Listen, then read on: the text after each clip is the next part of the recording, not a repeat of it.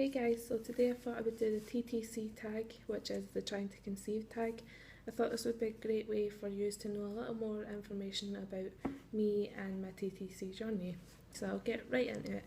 Question 1 is what is your name? And my name is Hazel. Question 2 is how old are you? And I'm 23 but 24 in September, which is only a few weeks away. Question 3 is what is your marital status? And I'm in a relationship. We aren't engaged or married or anything like that, but long-term relationship. Question 4 is what is your significant other's name and age? And it is Aaron, and he is 25 in November. Question 5 is how long have you been TTCing? And since November 2011, when we first got together, basically we've been trying since then.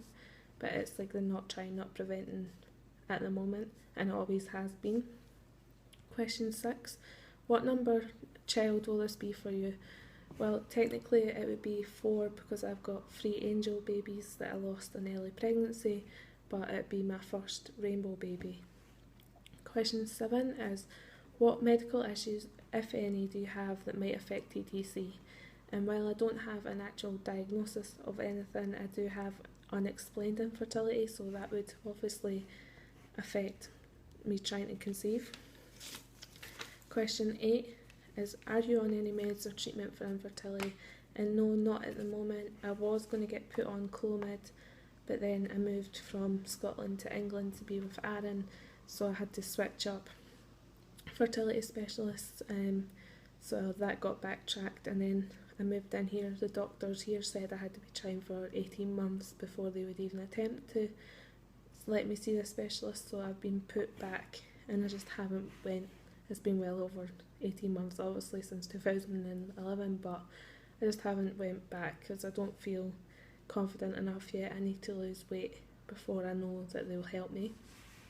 Question 9 is do you use OPKs? And OPKs stands for ovulation tests, and no, I don't. I used to, but after trying to conceive for so long, basically you just get fed up of seeing negatives, or just like even if you hit ovulation and you get it on the stick and you have sex at perfect timing and stuff, and just that every month still getting negatives, it kind of puts you off, and it just puts more stress and strain on your relationship and the whole trying to conceive. So no, I don't anymore, but I used to be obsessed with doing OPKs. I used to do them daily just for the sake of it, to see if the line was getting darker or not. Question 10, are you crazy about taking pregnancy tests? And I used to be the same again with the ovulation tests. I used to test any slight little symptom that I thought was early pregnancy, then I would test before even my period was due.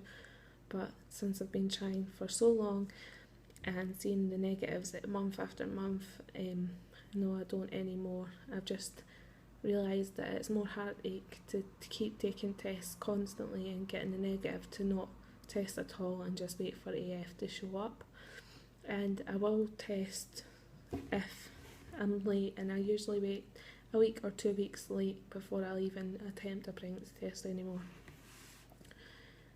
Now, if question 10 had if you did use pregnancy tests, then there was a whole set of other questions, but because I'm answering no to that, I go straight on to question 16. But if you want to do this tag, I will leave the questions for that 11 to 15 down below, so you can answer them if you do apply to that part. Question 16 is do you wait till you've missed a period to start taking tests? And yes, I just said that in the last answer. I'll wait about a week. If I'm lucky, if I'm good, I'll wait a week to 2 weeks to test to see if AF's going to show up before, and not save myself the heartache of another big fat negative test, basically. Question 17, does everyone, i.e. friends and family, know you TTC? You're trying for a baby. Yes, technically all my family know,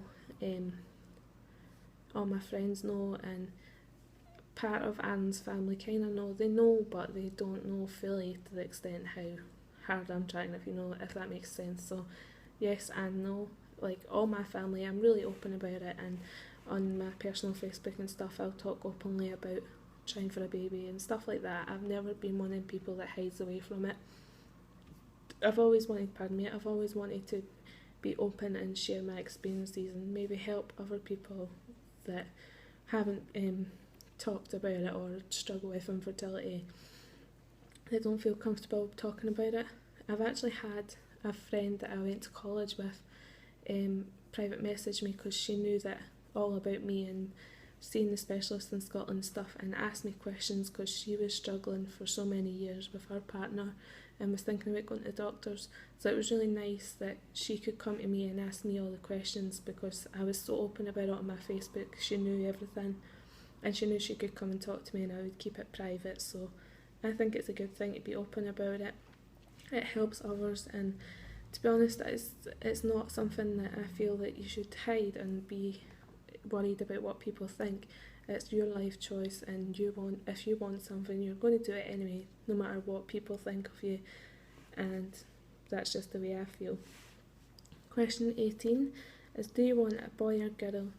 To be honest, it doesn't bother me too much. I would prefer a girl first. I don't know why, I've always been like a girly girl, painting nails, makeup and frilly dresses and stuff like that.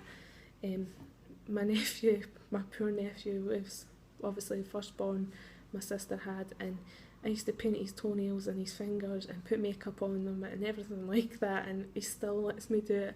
He's 8 years old now. It's quite funny that it's a little shame that he came first and he was the boy, because I would dress him up and stuff like that. It was so funny as a baby, not now, but you know what I mean. And then she had a girl, and I love when I go up to Scotland doing her makeup, and last time I was up it was the loom bands, and we sat for hours just making loom bands together. So I kind of like that thing you have with another little girl, like a mother and daughter kind of bond. So I would like a girl first, but I definitely want a boy and a girl, and I wouldn't mind either or as long as the baby's healthy.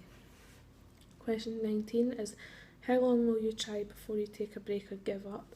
Basically, I have been doing that for a while now. I used to be really on top of it and record everything and do the OPKs and stuff like that, but now I have more a relaxed approach to it, and we just do what we want to do, and if it happens, it happens. If it doesn't, it doesn't.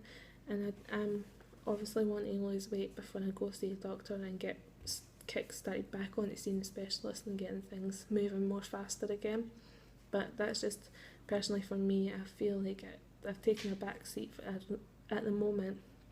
Not that I really want to, but I just felt like I was so stressed and it was just getting too much to me. On top of me, like all the stress that comes along with trying to conceive, I thought that I needed to step back a bit and just go with the flow. And question 20 is your significant other on the same page about TTC? In a way, yes, and in a way, no. He's pretty clueless when it comes to TTC and stuff like that, so anything I tell him, then obviously he'll believe it, and he knows that I know a lot about it and stuff like that, but he's not clued up on TTC and stuff like that. Well, he's never had to think about it before he met me, so yeah, he's not on the same wavelength as me, but he's slowly getting there.